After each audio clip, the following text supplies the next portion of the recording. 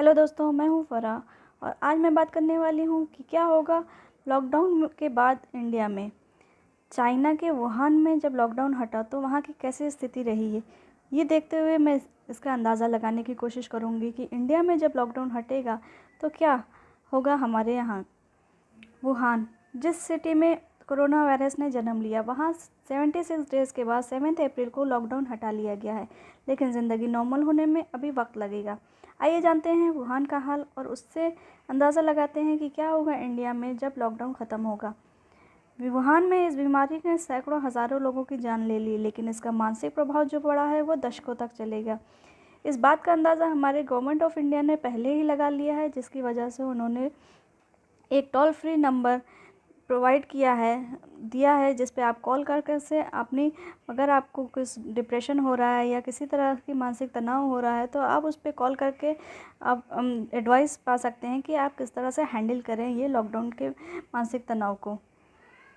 अब जब वुहान में कोई नया केस नहीं आया है तो लोगों को अलाउ किया गया है कि बाहर जाने का, लेकिन उससे पहले फ़ोन पे उनको सारी डिटेल्स देनी पड़ेगी। एक छोटा सा ऐप है चाइना में जिसमें आपको रजिस्टर करना पड़ेगा और उसके बाद आप घर से बाहर निकल सकते हैं। इसका भी तरीका जो है वो इंडिया की गवर्नमेंट ने पहले ही लगा रखा है, जिसका आरोग्य सेतु नाम का ऐप है, जिस पे आप रजिस्टर करिए और गवर्नमेंट ऑफ इंडिया को अपनी थोड़ी जानकारी दीजिए ताकि वो आपको ट्रैक कर सकें, और अगर कहीं किसी कोरोना वायरस संक्रमित से आप मिलते हैं तो वो आपको अलर्ट कर देगा। इसके बारे में मैंने अपनी पुरानी वीडियो में बता कर रखा है ऑलरेडी। तो इसका मतलब ये है कि शायद हमारे यहाँ भी जब बाहर निकलने के लिए कहा जाएगा, लॉकडाउन खुलेगा, तो शायद हो सकता है कि आरोग्य सेतु पे रजिस्टर करना ज़रूरी होगा।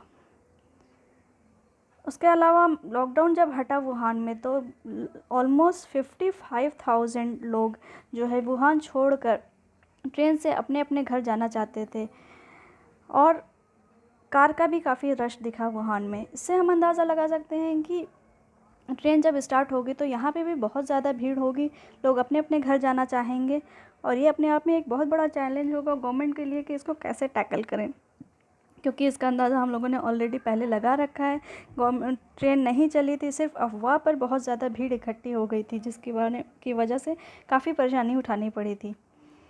वुहान में सख्त रूल है अभी भी अगर आप बाहर बिज़नेस कर रहे हैं, ताकि बाहर वापस से वायरस दोबारा ना पैर पसार सके।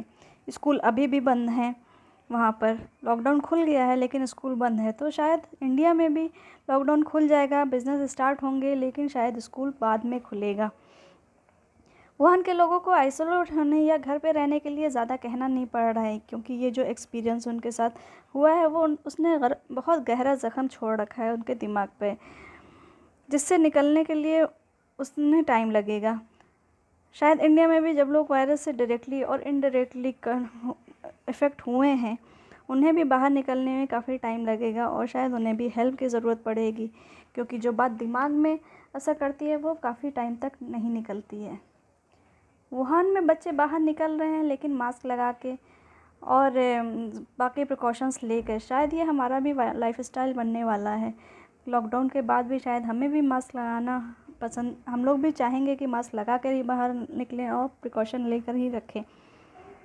वुहान में पब्लिक बसेस स्टार्ट हो गई है लेकिन पैसेंजर काफ़ी कम दिख रहे हैं, और अकॉर्डिंग टू द JD.com, एक ऑनलाइन शॉपिंग है, वहाँ पर उसने बताया कि वुहान में 3 गुना ज़्यादा ऑनलाइन शॉपिंग हुई है। इसका क्या मतलब है कि लोग डायरेक्टली जाकर घर से बाहर निकल के सामान ख़रीदने में प्रेफर नहीं कर रहे हैं, बल्कि ऑनलाइन सामान मंगाने में ज़्यादा रुचि दिखा रहे हैं। लेकिन जैसे पहले लॉकडाउन के टाइम में भी ऑनलाइन वो चल रहा था, डिलीवरी चल रही थी, लेकिन वो लोग ज़रूरत का सामान, राशन पानी ख़रीद रहे थे। लेकिन जब ये अब ख़त्म हुआ है तो उसके बाद लोगों की ये शिफ्ट हो गया है, लोग कपड़ा, कॉस्मेटिक्स, ट्रैवल एक्सेसरीज़ ज़्यादा ख़रीदने दिखा रहे हैं। ये देख के हम शायद इंडिया वालों को भी, अपनी ई-कॉमर्स वेबसाइट वालों को थोड़ा तैयारी रखनी चाहिए। शायद यहाँ पर भी जब चीज़ें नॉर्मलाइज़ होने लगेंगी तो इन सारी चीज़ों का डिमांड बढ़ जाएगी। इंडस्ट्रियल कंपनीज़ जो वुहान में हैं उसमें 60% लोग ही जॉब पर वापस आए हैं, बाकी 40% लोग वापस नहीं आए हैं। इलेक्ट्रिसिटी कंजम्पशन में बहुत गिरावट आई है। चाइना की जो फैक्ट्री सेक्टर है वो बहुत सफ़र कर रहा है, क्योंकि एक्सपोर्ट बंद हो गया है। बाकी सारी दुनिया में ऑलमोस्ट पूरी दुनिया जो है वो लॉकडाउन फॉलो कर रही है। इस वजह से बिज़नेस जो इंपोर्ट एक्सपोर्ट का है वो बंद हो गया है, जिसकी वजह से इकॉनमी पे फ़र्क पड़ेगा चाइना की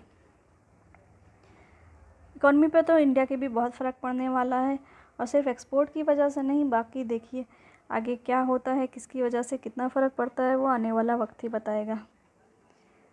वुहान में पूरे फरवरी में जब ये महामारी एकदम अपने पीक पर थी, तो एक सिंगल रेजिडेंशियल रियल एस्टेट की भी डील नहीं हुई, ना कोई नया प्रोजेक्ट स्टार्ट हुआ और ना पहले से बना हुआ प्रोजेक्ट में कोई डील हुई। जो एग्जिस्टिंग प्रोजेक्ट हैं वो बहुत बड़े हैं और उसको कैंसिल नहीं किया जा सकता है, इसलिए चाइना के इन्वेस्टर को बहुत ज़्यादा परेशानी है, टेंशन है अपने फ्यूचर की कि क्या करें। इस हिसाब से ये हमें समझ में आ जाना चाहिए कि इंडिया में सबसे ज़्यादा अगर इफ़ेक्टेड कोई है तो वो रियल एस्टेट बिज़नेस बहुत ज़्यादा इफ़ेक्ट होगा, क्योंकि यहाँ पर भी ऑब्वियसली जब से लॉकडाउन है यहाँ पे कोई रियल एस्टेट का कोई भी बिज़नेस प्रोजेक्ट नहीं चलेगा और आगे का भी काफ़ी टाइम लगने वाला है नॉर्मलाइज होने में।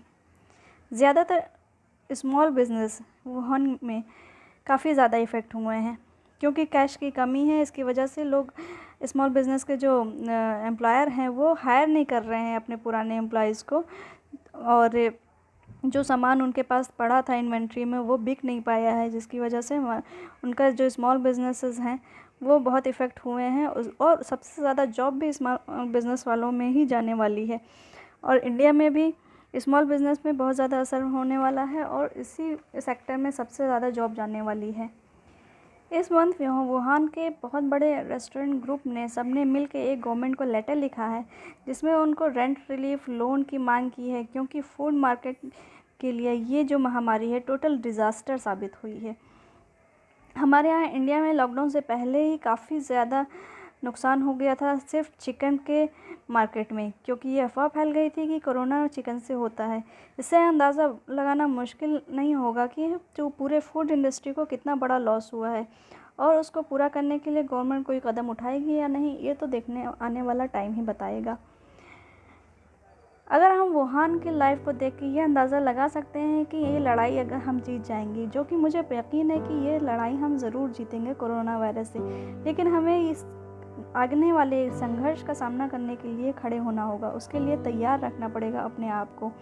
काफ़ी लोगों की जॉब जाने वाली है, उसके लिए प्लान भी तैयार करना होगा। सबसे ज़्यादा पुअर क्लास इफेक्ट होगा, लेकिन लोअर मिडिल क्लास की भी हालत पहले जैसी नहीं रह पाएगी। अभी टाइम है हमारे पास ये सोचने के लिए कि नेक्स्ट बैटल के लिए हम कैसे तैयार रहें। मेंटली प्रिपेयर होना बहुत ज़रूरी है। उम्मीद अच्छे की रखते हुए हर तरह की मुश्किलात का सामना करने के लिए हमें तैयार रहना होगा। अगर आपको मेरी ये वीडियो पसंद आई हो तो उसको लाइक करें और प्लीज़ मेरे चैनल को सब्सक्राइब करें। Thank you.